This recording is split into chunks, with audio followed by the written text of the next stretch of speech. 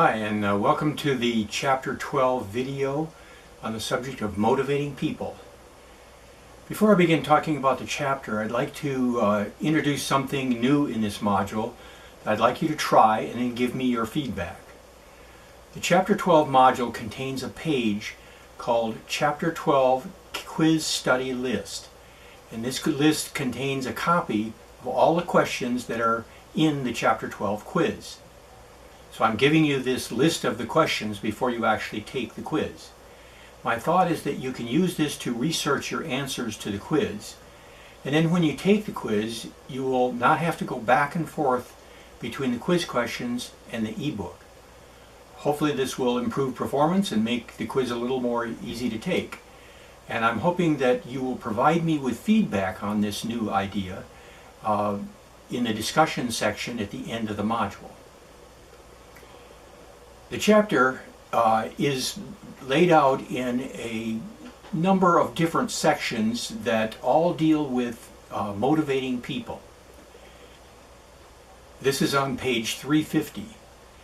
The next section, actually 1, 2, 3, 4 next sections, all deal with 4 different theories of motivation. The first one is the content theory on page 354.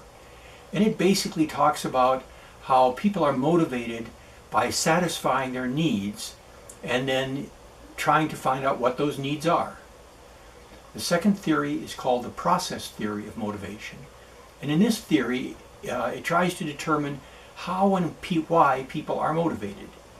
And this begins on page 359. The third theory is the goal setting theory, and it talks about the importance of goals to improve employees' performance. The fourth one begins on page 362, and it's called learning theories. And this is motivated by relating outcomes to behaviors.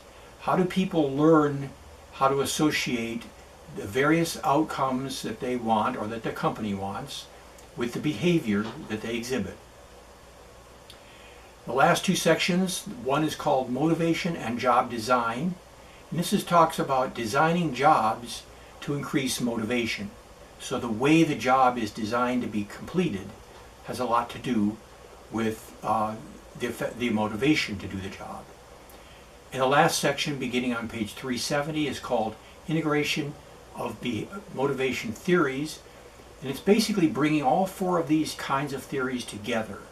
And I'd like to refer you to figure 12.5, and this section begins on page 370.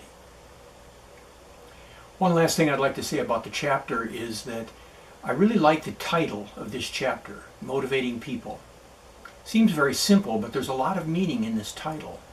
Because in a lot of business areas, when we think about motivating, we think about motivating employees. In other words, management figuring out how to get the most out of employees. But this title shows us a very different, important concept. It talks about motivating people. Every single person needs to be motivated. Everyone at every level, from owners to CEOs to presidents, to managers, supervisors, and labor, all need to be motivated for the success of a company. A second important point this chapter makes is that motivation has a broad effect on everything we do. It isn't just about turning out more widgets or having higher productivity. Your motivation affects your attitude, your productivity, your relationships, even your overall health. It is a very important subject. The quiz assessment, we've already mentioned this new idea of using this quiz study list. And again, I look forward to hearing at the end in your discussion section how you felt about it. The project for this chapter assumes that you will, like in other chapters, produce an original essay with a minimum total word count of 400 words on the subject of motivating people. In the first paragraph, I'm asking you to use the material on pages 350 and 351 to discuss the question, what is motivation? Please work figure 12.1 into your response. In the second paragraph, describe the process theory of motivation. In the third and fourth paragraphs, based on the business dilemma for Eagle Pharmaceuticals, shown on page 364.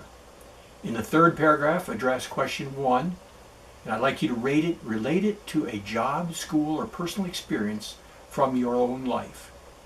In the fourth paragraph, adjust question number 2, and also relate it to your personal experience. Be sure to indicate the total word count on a separate line at the bottom of your essay.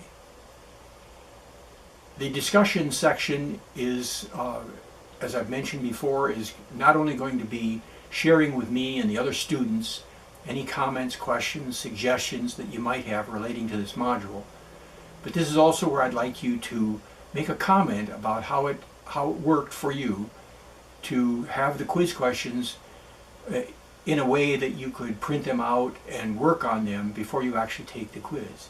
Do you think this improved your performance? And if so, let me know. I look forward to seeing the comments that you provide, and particularly the ones relating to the quiz. Thank you, and have a good module.